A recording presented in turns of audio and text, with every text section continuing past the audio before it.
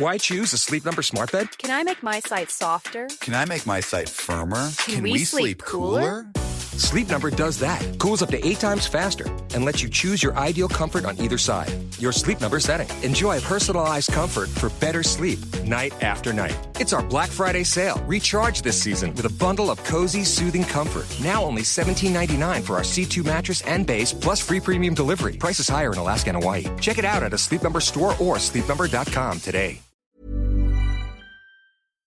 Bonjour, ici Patrick Pierrat, éditeur d'Info Bref. Voici l'essentiel des nouvelles en ce lundi 24 novembre. Post Canada a conclu 2 ententes de principe avec ses employés. Une des 2 ententes concerne les facteurs en milieu urbain, l'autre les facteurs suburbains et ruraux. Le syndicat des travailleurs et travailleuses des postes a indiqué qu'il s'était mis d'accord avec Post Canada sur les principaux points des ententes. Des détails restaient à finaliser avant de présenter les projets de convention collective pour les soumettre au vote des membres. Bonne nouvelle, les grèves tournantes qui étaient en cours depuis le mois dernier sont d'ores et déjà suspendues. Le député solidaire Vincent Marissal devient indépendant. Le député de Rosemont, à Montréal, a quitté le caucus de Québec solidaire. Marissal dit qu'il l'a fait de son propre chef, parce qu'il souffrait dans ce caucus depuis quelque temps. Québec solidaire, de son côté, a annoncé qu'il était suspendu parce qu'il avait discuté de son avenir politique avec le Parti québécois. Vincent Marissal a reconnu qu'il avait parlé avec le chef péquiste, mais il a indiqué qu'il n'avait aucune annonce à faire pour le moment. Paul Saint-Pierre Plamondon, de son côté, a confirmé qu'il avait discuté avec Vincent Marissal, qu'il connaît depuis près de 20 ans. Saint-Pierre Plamondon a qualifié Marissal d'indépendantiste très compétent à son affaire et efficace. Les dirigeants du G20 ont tenu leur premier sommet sur le continent africain, en Afrique du Sud. Il y avait 2 grands absents cependant, Donald Trump, qui boycottait le sommet, et Xi Jinping, qui était représenté par son Premier ministre. Les dirigeants des pays présents dont le Canada se sont cependant mis d'accord sur une déclaration commune en faveur d'une paix durable en Ukraine, à Gaza, au Soudan et en République démocratique du Congo, d'une augmentation rapide et substantielle des financements climatiques et en faveur aussi d'une protection de l'approvisionnement en minéraux critiques. Le prochain sommet du G20 doit se tenir aux États-Unis. Les États-Unis doivent l'accueillir en décembre de l'année prochaine. En marge du sommet, Mark Carney a rencontré le Premier ministre indien Narendra Modi. Ils ont convenu de lancer officiellement des négociations en vue de conclure un accord de partenariat économique global entre les 2 pays. Cet accord porterait sur les biens, les services, les investissements, produits agricoles et agroalimentaires, ainsi que le commerce numérique, la mobilité et le développement durable. Selon un communiqué du gouvernement fédéral, Ottawa et New Delhi considèrent qu'un tel accord permettrait de doubler les échanges commerciaux entre les 2 pays. Autre grande rencontre internationale qui s'est terminée cette fin de semaine, la COP30 au Brésil. Les 194 pays réunis à la 30e conférence des Nations Unies sur les changements climatiques sont eux aussi parvenus à un accord. L'accord est non contraignant. Il prévoit de tripler d'ici 2035 les fonds consacrés à l'adaptation au changement climatique. Il propose par ailleurs d'instituer un dialogue sur le commerce mondial et une initiative volontaire pour les pays qui souhaiteraient réduire leurs émissions de GES plus qu'ils s'y étaient engagés auparavant. Mais l'accord ne contient aucune feuille de route pour s'éloigner progressivement des combustibles fossiles, alors que l'accord qui avait été pris il y a 2 ans à la COP28 allait dans ce sens. En fait, l'accord qui a été signé cette année ne mentionne même pas les énergies fossiles. L'organisme qui surveille les banques veut les inciter à prêter davantage aux entreprises.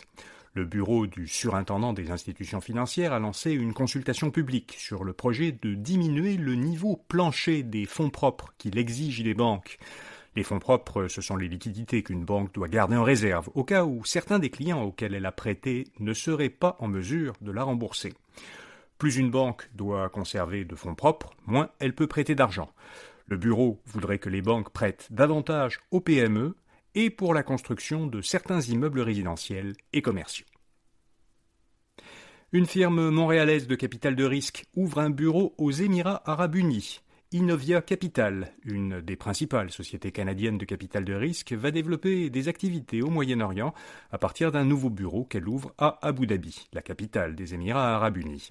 Outre Montréal, Innovia avait déjà des bureaux à Toronto, Waterloo et Londres. L'annonce de l'ouverture de ce nouveau bureau fait suite à une visite aux Émirats arabes unis du Premier ministre Mark Carney la semaine dernière pour entamer des négociations commerciales. À la fin de son voyage, le Premier ministre a dit que les Émirats s'étaient engagés à investir 70 milliards de dollars au Canada.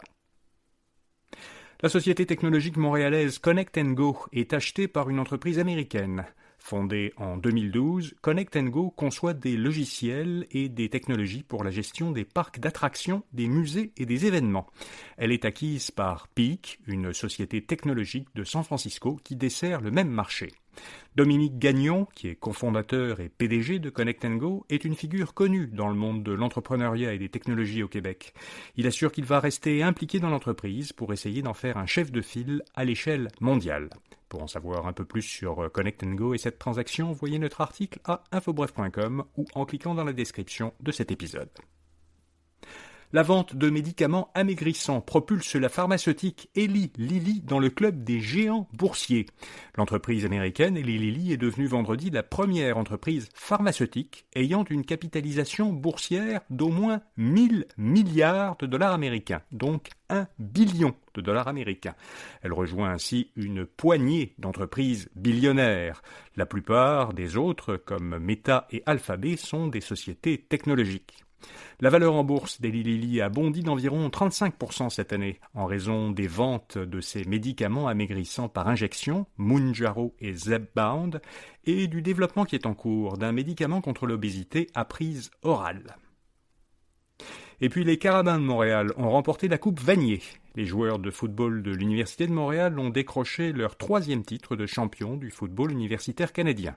Les Carabins ont battu 30-16 les Huskies de la Saskatchewan à Regina. Le joueur des Carabins, Pepe Gonzalez, a remporté le trophée du joueur par excellence de la Coupe Vanier. Voilà, vous savez l'essentiel. Bonne journée et à demain matin. Hi, this is Joe from Vanta. In today's digital world, compliance regulations are changing constantly, and earning customer trust has never mattered more.